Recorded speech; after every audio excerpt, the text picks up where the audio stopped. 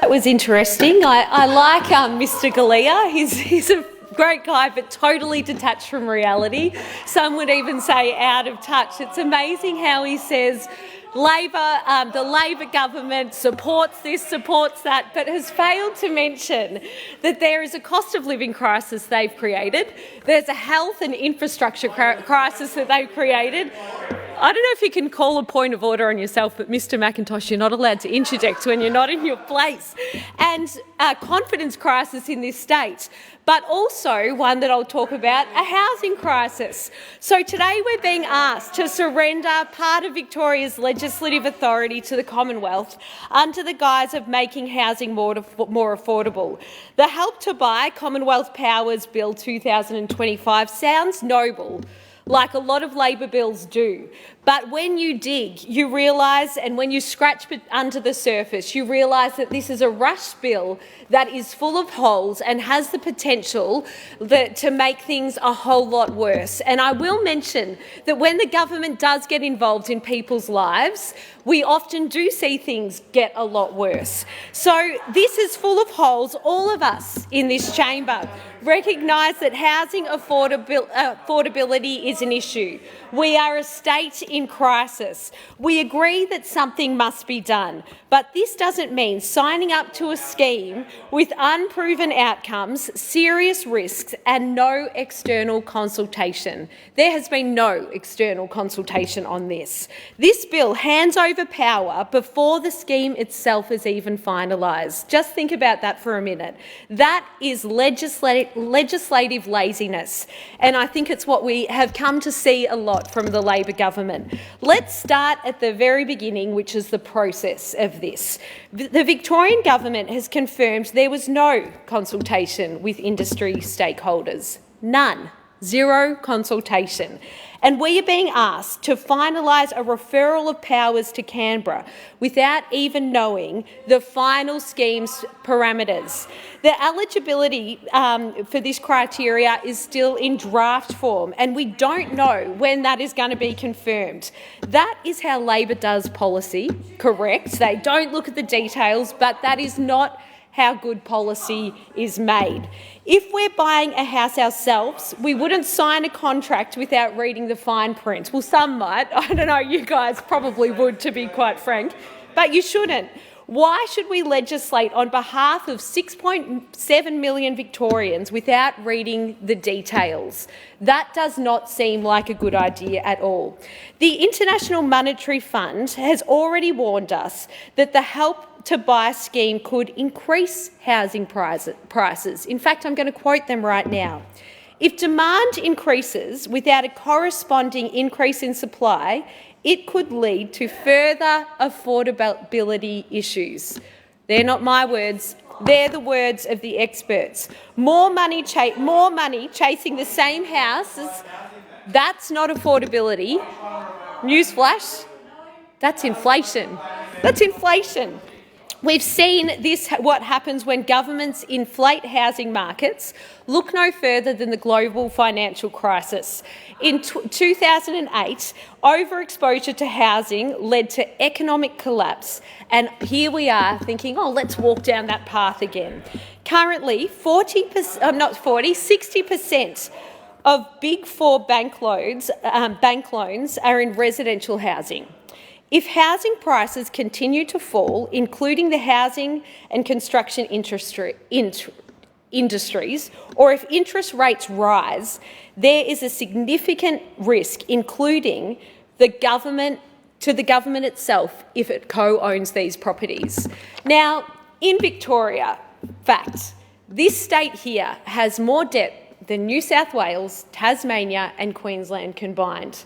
Why on earth would you hand over any more power, especially when it comes to housing affordability, housing ownership and budget management, to people with such a horrific track record? It's like finding your, shopaholic friend who's got, credit card debts through the roof and saying, hey, can you actually give me some financial advice here? In fact, can you manage my property portfolio? It's like they might be fantastic people, as you are, Mr. Galea, but not great with financial management. So when Victoria households are already leading the country in mortgage arrears, why are we encouraging more debt for lower to middle income levels, especially as wages in Victoria for the earners have gone backwards? Jobs are being slashed in this state.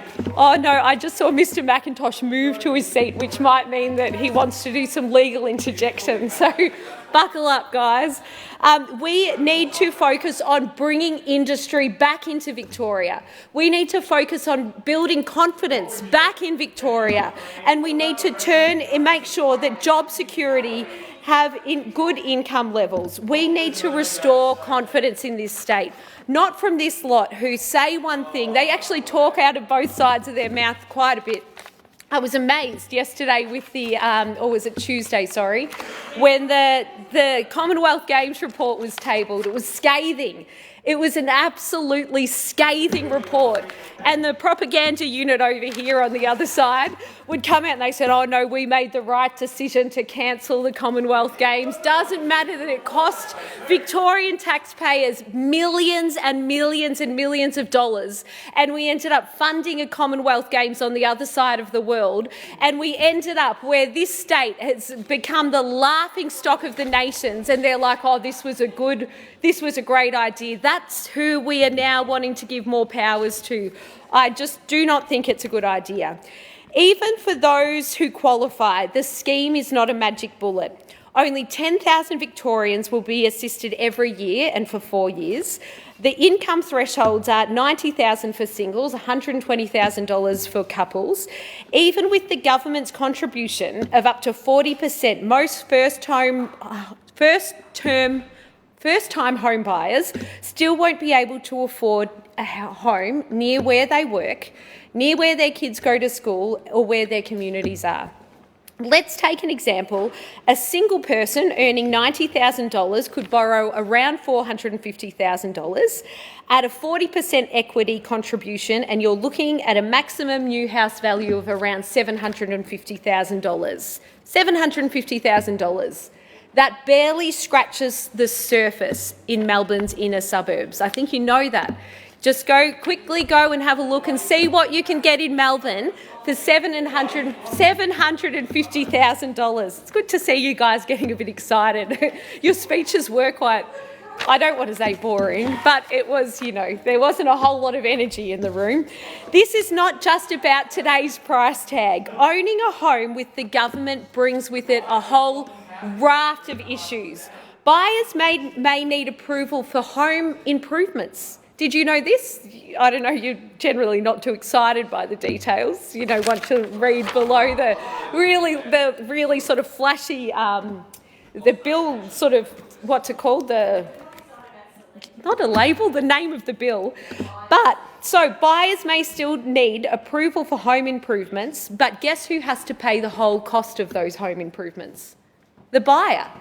So totally taking away choice again. So they have to ask the government for approval, yet the government holds the pen, yet they're the ones footing the bill. I just don't know if you think that's a good idea. What happens if there's a relationship breakdown or if somebody wants to exit the scheme? They might find they can't afford to buy outside of the government scheme, or worse, if the market fails, they could be trapped in negative equity. Their financial flexibility will be limited, and when your financial choices are limited, you might find that your future is uncertain, not something that's very good for Victorians. But here lies the heart of the issue. This scheme stimulates demand, but it does nothing about fixing supply. I heard some of our team talking about this today. It's not fixing supply. And this is the issue. There's a supply issue. Oh gosh, they're all property experts over here now. I didn't know your raft of skills. But let me be blunt. Victoria is in the middle of a housing crisis caused not just by affordability but uncontrolled population growth and a failure to build adequate infrastructure. Take in our region. of Eastern Victoria, one of the fastest growing areas in Pakenham and Officer, a fantastic place that was promised a hospital in 2018. It was going to be built by 2024. Guess what? 2025 and a shovel has not been laid in the ground. Is this the sort of people you would trust? Absolutely not. They've got these big plans to expand, but they've got no money to build infrastructure. They've got a whole lot of, great taglines. I'll give them that. Fantastic. Inspirational even, if you could actually trust them to do what they say, but you cannot. Our population growth is 2.2%, the highest in the developed world. The highest in the developed world. We're bringing in around, actually I've just written something wrong, so I don't want to read something wrong in, so I'm just going to skip over that. Unlike you guys, I actually care that what I say is correct. But we've got 2.2%, the highest growth in the developed world. Yet when you look at the rate we're building infrastructure, this government is doing nothing but failing its people, the people that have put them there. To put this into perspective, Victoria's population is growing faster while its economic decline is accelerating along with crucial nationwide infrastructure, particularly in regional Victoria like mine. It's growing at a huge rate, yet you can't get into a hospital.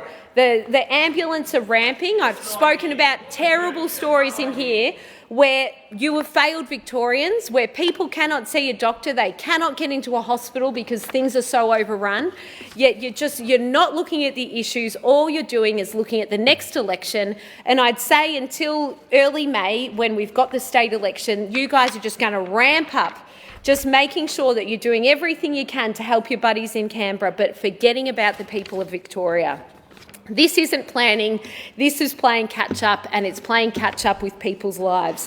And yet this government backs further population increases without asking the people of Victoria what it is that's broken, how it's affecting their life, and what they actually should do.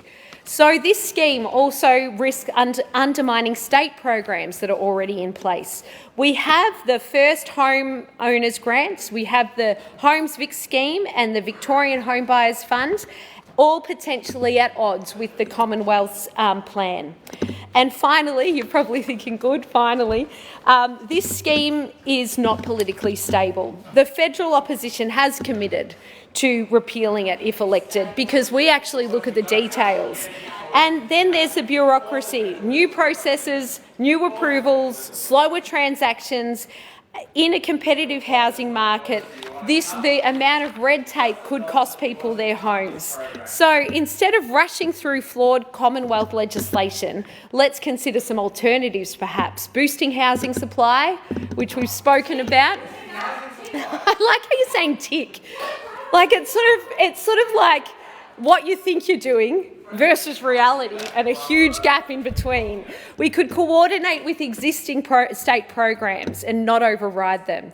We could review population growth strategies and start planning have proper planning. We've been saying on this time, this shouldn't be a city-state. That's a very good question. Why don't we look at, rather than just being a city-state, we should be a state of cities. We need to look at where the population growth is growing. And if you listen to these guys, honestly, Acting President, it would be like there's not a worry in the world. There is not a worry in the world. You could reform and reduce property taxes and improve life for renters, something I know you would never do because you're addicted to new taxes. 60 new and increased taxes since coming into government. You could look at reducing that and reducing the taxation burden. And I know my time's running out, but here's a suggestion.